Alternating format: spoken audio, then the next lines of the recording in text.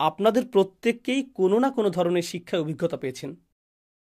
আপনাদের প্রত্যেকেই কোনো না কোনো ধরনের শিক্ষার অভিজ্ঞতা পেয়েছেন। আপনারা কোনো ধরনের ক্লাসরুমের সাথে পরিচিত। বস্তুত আপনাদের কেউ কেউ এখন বিশ্ববিদ্যালয়ে আছেন অথবা হাই স্কুলে আছেন, আর আপনি যেই বিষয়ই পড়েন তার জন্য শিক্ষক রয়েছেন, গণিত, বিজ্ঞান, ইতিহাস, যেটাই হোক। আপনি একজন সাধারণ শিক্ষক এবং অসাধারণ শিক্ষকের মধ্যে পার্থক্য জানেন। একজন অসাধারণ শিক্ষক আপনাকে আসলেই অত্যন্ত চমৎকার উপমা দিতে পারেন। তিনি কিছু শেখাচ্ছেন আর ছাত্ররা বলে, আমি বুঝতে পারছি না, আমার মাথায় ঢুকছে না। তখন শিক্ষক বলেন, এই উদাহরণটি দেখো, আসো এটাকে ভেঙে বুঝি। আপনি বলেন, আমি এখনো বুঝলাম না। ঠিক আছে, আর একটি উদাহরণ দিচ্ছি। এবার তা বুঝতে শুরু করলেন। তারপর শিক্ষক আরও বলেন, যখন পরীক্ষা আসবে এবং তুমি এই প্রশ্নটি পাবে, এই উপমাটি মনে রাখবে।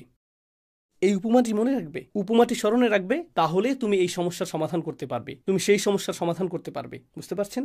সুতরাং একজন অসাধারণ শিক্ষক অসাধারণ উপমা প্রদান করতে সক্ষম। এখন উপমাটি শিক্ষকের নিজের কোনো উপকারে আসে না। শিক্ষক ইতিমধ্যে বিষয়টি জানেন। শিক্ষকের উদাহরণের কোনো প্রয়োজন নেই।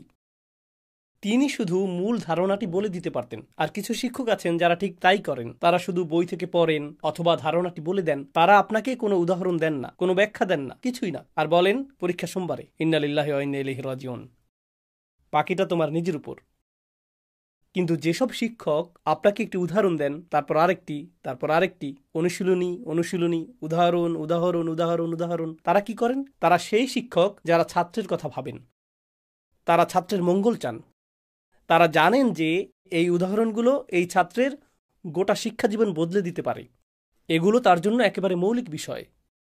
আল্লাহ হলেন আলিম, আলিমুল গায়বি ওয়াশ শাহাদা। তিনি সব জানেন, তিনি সব জানেন। চমকপ্রদভাবে আল্লাহ বলছেন, ويضرب الأمثال للناس ويضرب الله الأمثال للناس والله بكل شيء عليم।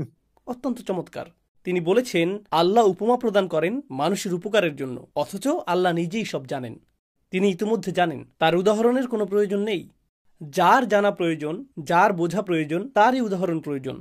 তো আল্লাহ আমাদেরকে শুধু, শেষ এই মন্তব্যের উদ্দেশ্য হলো, আল্লাহ কোরআনে আমাদেরকে শুধু তথ্য দিচ্ছেন না, শুধু বিজ্ঞতা বা হেদায়েত দিচ্ছেন না, বরং আল্লাহ কোরআনে শিক্ষাও দিচ্ছেন।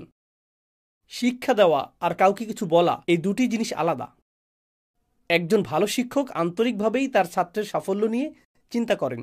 একজন ভালো শিক্ষক সেই উপমাটি বাছাই করেন যা ছাত্রের জন্য কাজ করবে, ছাত্রের উপকারে আসবে, ছাত্র এটি মনে রাখবে এবং কঠিন পরীক্ষায় উত্তীর্ণ হতে পারবে।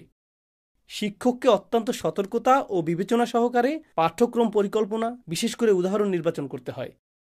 তাই যখন আল্লাহ আমাদেরকে তার সর্বশেষ কিতাব দিলেন, যাকে তিনি বর্ণনা করেছেন আল্লামাল কুরআন, তিনি কোরআন শিক্ষা দিয়েছেন, গোটা বিশ্বেই যে কেউ যে কোনো কিছু শেখানোর জন্য নির্দিষ্ট কিছু উপকরণ ব্যবহার করে থাকে, আর তাদের ব্যবহৃত সবচেয়ে গুরুত্বপূর্ণ উপকরণগুলোর একটি হলো উপমা, তাই না? সুতরাং এটি কোরআনের অস্ত্রাগারে আল্লাহর ব্যবহৃত একটি হাতিয়ার। এটি এতটাই মৌলিক এবং এতটাই গুরুত্বপূর্ণ কারণ এটি ছাত্রের জন্য বহু উপকার বয়ে আনে। এক, এটি ধারণাটি বুঝতে সহজ করে। দুই, এটি ধারণাটি মনে রাখতে সহজ করে। আপনি যদি শিক্ষাটি মনে না রাখতে পারেন, শুধু দৃশ্যটি মনে রাখুন। আপনি যদি সব বিস্তারিত মনে না রাখতে পারেন, শুধু দৃশ্যটি মনে রাখুন। দৃশ্যের প্রতিটি অংশ আপনাকে ভুলে যাওয়া প্রতিটি বিষয় মনে করিয়ে দেবে। সুতরাং এটি পুনরালোচনার জন্য কার্যকর, এটি স্মৃতিতে ধরে রাখার জন্য কার্যকর। এটি কার্যকর এজন্য যে, কারণ একসময় আপনি হয়তো হাঁটছেন আর কাউকে আগুন জ্বালাতে দেখলেন, বা কেউ ম্যাচ জ্বালালো বা লাইটার জ্বালালো, কিংবা আপনার মা চুলা জ্বালালেন, কোথাও আগুন জ্বলে উঠল, হঠাৎ আপনার মনে পড়ে গেল মাসালুহুম কামাসালিল্লাযী ইসতাওকাদা নারা। ও মাই গড! আর আপনি এটা নিয়ে ভাবতে শুরু করলেন। আপনার জন্য এটা প্রকৃতিগত স্মরণিকায় পরিণত হলো, কারণ এই দৃশ্যগুলো বারবার ফিরে আসে, এই দৃশ্যগুলো সামনে চলে আসে। পরবর্তীবার আপনি খাবারে মাছি বসতে দেখে ভাববেন, ওহ, আল্লাহ এ সম্পর্কে যা বলেছেন তা আমার মনে পড়েছে। জানেন এর সবচেয়ে আশ্চর্যজনক দিকটি কি? আপনি তখন কোনো হালাকায় নেই, আপনি কোনো মসজিদে নেই, আপনি কোরআন তেলাওয়াত করছেন না, আপনি বসে খাবার খাচ্ছেন, আর একটি মাছি আপনাকে আল্লাহর একটি আয়াতের হালাকা প্রদান করলো এবং চলে গেল। উপমার কারণেই এটি ঘটে।